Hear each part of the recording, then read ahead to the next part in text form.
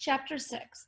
Pascal and Nellie drew a circle in the dirt and took turns hitting 2 marbles out of the circle with a 3rd marble. But Pascal kept glancing around. He was troubled, uneasy about Gideon, though he didn't want to worry Nellie. When Gideon and Mr. Friedman finally climbed up the hill, Pascal leaped up in relief. "Come on down," Gideon called. "There be a lower road that leads straight to Savannah." The children took their bags and slid through scratchy brambles. Pascal felt pleased to be on the way again. The lower road was a little more than 2 wagon runs, but Gideon pointed to a line of trees in the distance. "George is right over there," Mr. Friedman said. "Since I be returning to Georgia myself, I might as well stay with you, young people. I left to find my wife in Carolina," he sighed. "Now that I know she is dead, I'll take up my carpenter work in some Georgia town." Pascal and Nellie walked in a single file. This rutted road took watching to keep from tripping. As they walked, Nellie said, "You use your stick to trip Master and break things, but sometimes I'd be mean to get back at Master too." Pascal raised his eyebrows. "You? How?" "You know them cookwers?" He nodded. "Every time I made Master's bed, I put a handful in there. The missus scolded him for bringing them in from the field," she giggled. "His desk chair, too?" asked Pascal. Her mouth dropped open. "How'd you know?" "I seen him jump up cussin'.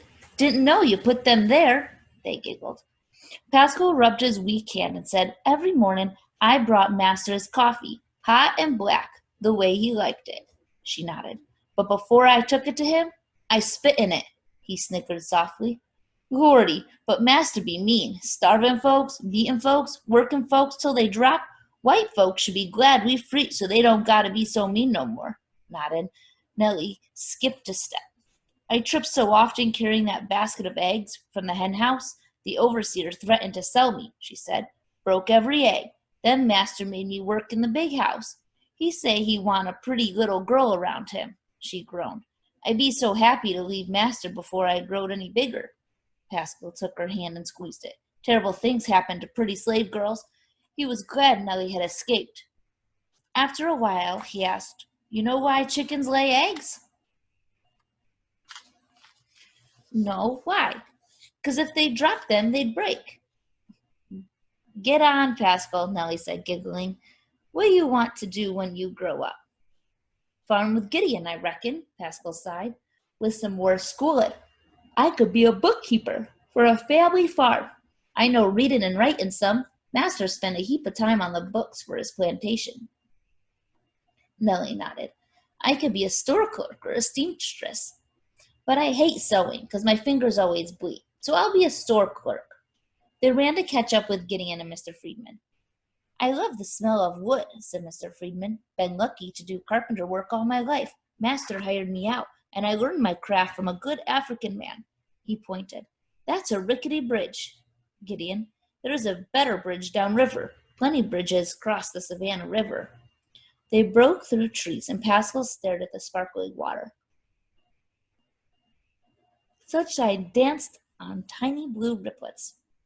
On the riverbank, fishermen had left smelly fish heads that were covered with buzzing green bottle flies. Gideon headed for the nearby bridge, but Pascal saw holes along it. "I be crossin' here," said Gideon. "I ain't waitin' another second to pass over to Georgia and order my land and mule."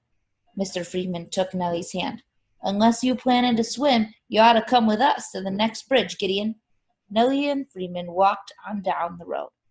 With one hand, she was twisting her braid and frowning. Pascal started to walk with them, but stopped. He had to stick by Gideon, keep him out of trouble. "Come on," said Gideon. "Let them lazy good-for-nothings go on an easy bridge." Pascal winced. How could his brother say anything like that about Nellie and Mr. Friedman? He watched as Gideon picked his way over rotten boards. Halfway across the river, a board dropped, and he fell. He was swinging by a long plank, like a child hanging from a weeping willow branch. Pascal yelled for help, but the others were far gone by then, so he limped out into the bridge himself. Beneath him, he saw the river, through holes in the rotten bridge. The water was rapid and deep. Soon, because of broken boards, he had to creep forward on hands and knees, pushing his stick ahead of him, his weak arm. He prayed as he tested boards. Finally, he reached the place where Gideon hung from the plank. "Get rope," said Gideon. Sweat poured down his face. Pascal looked around. "What rope?" "Climb up the board, one hand over the other." Pascal hooked the base of the rotten board with his walking stick. Hand over hand, Gideon pulled himself up. Swinging by one hand, he caught another plank, but it ripped loose. The board splashed in the river to shimmy on the surface and sink slowly. As a safer measure, Gideon reached for Pascal, who lay flat on his stomach. Pascal grasped his brother's hand and backed up. He was so frightened he could hardly think. Slowly, Gideon pulled himself up, panting and sweating. He lay on his stomach until Pascal helped him raise to his hands and knees. Slowly, Gideon followed Pascal, crawling back along the bridge, placing his stick across the boards. Pascal slid it ahead of himself, testing the way. Soon, Gideon stood, but Pascal kept crawling. Wiping his face, Gideon strode ahead and waited on the road for Pascal. When he reached the rutted road, Pascal said nothing, but he felt hot in the face. He might have lost his brother, who was his only family, and the hope of their farm, too. With no family, no farm, and nothing else, he and Nellie'd be lost. "That was a good bridge, except for that one spot," said Gideon. "We would have been across before Nellie and Mr. Friedman, I bet. That was a good enough bridge." Gideon walked on. Pascal slid his clothes sack on his stick and followed. Now he knew why Mama worried about Gideon. "Too bold for his britches," she used to say. When he glanced up, his brother had walked far ahead. Soon Pascal heard voices around a bend in a rutted road. With caution, he hid in nearby high grass and crawled on his hands and knees. He heard Gideon saying, "You ain't scaring me. I've been a soldier. I traveled, and I know all about our freedom. Nobody owns me now, and nobody will." He saw that a better road connected with a narrow, rutted one that they had followed. A white man sat astride his horse, listening to Gideon. The man's shoulders were hunched, his hands fisted. Pascal groaned to himself. Was his brother trying to play Mr. Freedom's trick? Since the white man's back was to him, Pascal slipped behind boulders along the roadside. The horse grew nervous, pawned, and glanced back, but the rider was intent on cussing Gideon. "Will you come back with me or die?" shouted the white man, shaking his fist. "Now walk." "I ain't doing what no white man tells me. Never no more," said Gideon. "I be studying to get me 40 acres and a mule." He took a deep breath and added, "And I be a Republican like President Abraham Lincoln." "Lincoln's dead, and you'll be dead too," said the man. Pascal was almost up to him now. Bareheaded, the man wore tan riding breeches, torn at the knees, and with a patched topcoat. Rising up, Pascal raised his stick and whacked the horse across its flank. It reared. After a second blow, the horse galloped up in the connecting road, its rider yelling and clinching to his saddle. With that, Pascal passed Gideon and limped as fast as he could along the narrow road. He felt scared and angry, too. How foolish could Gideon be? Suppose that white man had carried a gun. He heard Gideon catch up and stride along. "I told him, didn't I?" Gideon asked, grinning. Pascal groaned.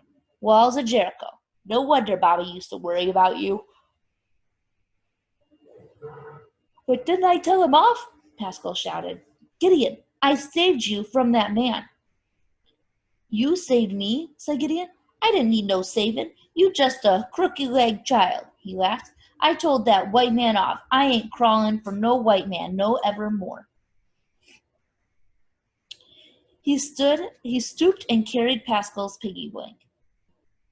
Pascal clasped his brother's neck. The day he had saved Gideon, not once, but twice, his brother had only made fun of him. But Pascal felt pleased. He had always known he was brave, and he had proved it to himself again. Fighting Goliath, David in the Bible had a slingshot. Fighting slavery, Pascal had his walking stick. He'd keep Gideon safe. It was good to be needed. Gideon's long-legged stride covered ground rapidly. Soon Pascal saw Nellie and Mr. Friedman. Gideon, Pascal said, that man said President Lincoln be dead. You reckon he right?